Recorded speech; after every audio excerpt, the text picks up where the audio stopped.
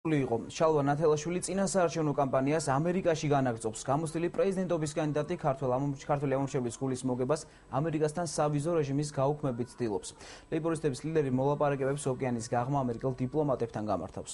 მმართველი გუნდის კანდიდატი კი შეხვედრებს რეგიონებში მართავს. გიორგი მარგველაშვილი მოსახლეობას ინფრასტრუქტურული პრობლემების მოგვარებას, დავით ბაქრაძე კი წარსულში დაშვებული შეცდომების გამოსწორებას პირდება.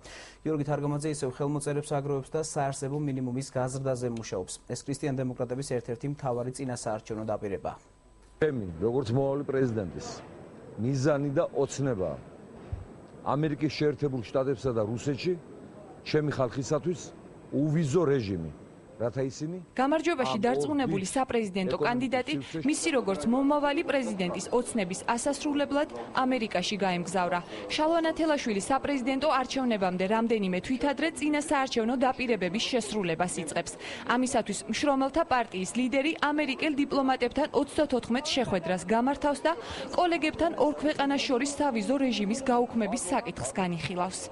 ჩემი ოფიციალური ვიზიტი ამერიკის შეერთებულ შტატებში იწყება ამ ქვეყნის უმაღლესი პოლიტიკური ელიტის სენატორთა მიწვევით.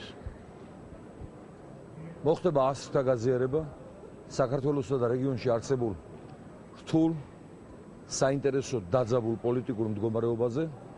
წინასაარჩევნო გარემოს შეფასება იქნება აუცილებლად. ნათელაშვილისგან განსხვავებით ბაქრაძე ქვეყნის მოსახლეობასთან შეხვედრებს აქტიურად განაგრძობს. ხალხის პრობლემებს პარლამენტის ყოფილი თავმჯდომარე ახლა უკვე საპრეზიდენტო კანდიდატის რანგში ისმენს. დუშელებმა გამარჯვების შემთხვევაში ნაციონალური მოძრაობის წარმომადგენლისგან უკეთესი ქვეყნის აშენებისა და ბოლო 9 წლის განმავლობაში დაშვებული შეცდომების გამოსწორების პირობა მიიღეს. ჩვენ ვართ ის პოლიტიკური ძალა, რომელიც მათ პირდება გაკეთებულ საქმეს, რომელიც პირდება უკეთესობისკენ წაყვანილ ქვეყანას და რომელიც მათ პირდება იმას, რომ წინა წლებიდან შეცდომების გაანალიზებით და გამოსწორებით წინა წლებიდან გავაგრძელებთ ყველაფერი იმ კარგს, რაც ხდებოდა ქვეყანაში სიმშვიდეს, წესრიგს და განვითარებას. პოლონეთში ძალაუფლებისათვის ბრძოლა და სახელისუფლებო ქაოსი სამწუხაროდ გრძელდება. ხალხი მონატრული არის პატრონს სახელმწიფოს მხრიდან ამ სიტყვის საუკეთესო გაგებით ჭირდება. პატრონს მონატრებულ მოსახლეობას წინასაარჩევნო პროგრამა ქრისტიან დემოკრატების საპრეზიდენტო კანდიდატმა გააცნო. ბოლნისელები დღეს დაპირებებს ისმენდნენ და ამის პარალელურად ერთსქესიანთა ქორწინების წინააღმდეგ ხელმოწერებსაც აგროვებდნენ. წესრიგი ოჯახსა და სახელმწიფოში ეს არის კიდეც ჩვენი ბრძოლის მთავარი მიზანი.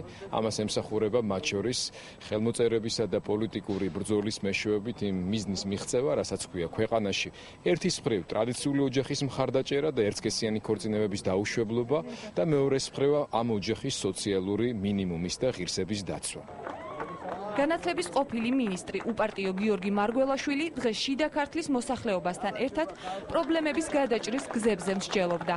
გზის, წყალმომარაგებისა და გაზიფიცირების უზრუნველყოფის პირობა ქართველებმა მმართველი გუნდის საპრეზიდენტო კანდიდატისგან მიიღეს.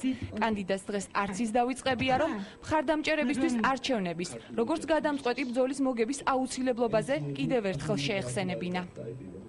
ჩვენ ვაცნობთ იმ გეგმებს, რაც გვაქვს მომავალ საპრეზიდენტო არჩევნებთან დაკავშირებით, იმ ცვლილებებს, რასაც ვაპირებთ. იყო უაღრესად თბილი შეხვედრები, ამავე დროს საქმიანი, იმიტომ რომ ძალიან ბევრ პრობლემას ვიგებთ პირადად.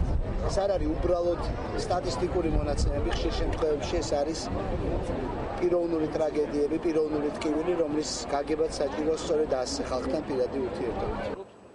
ქვეყნის შიგნით და საზღვრებს გარეთ წინასაარჩევნო მარათონი გრძელდება. საპრეზიდენტო არჩევნებამდე 2 თვეზე ნაკლები რჩება, თუმცა დარეგისტრირებულ კანდიდატებთან ერთად დაურეგისტრირებელი სუბიექტებიც მოსახლეობასთან შეხვედრებს აქტიურად განაგრძობენ.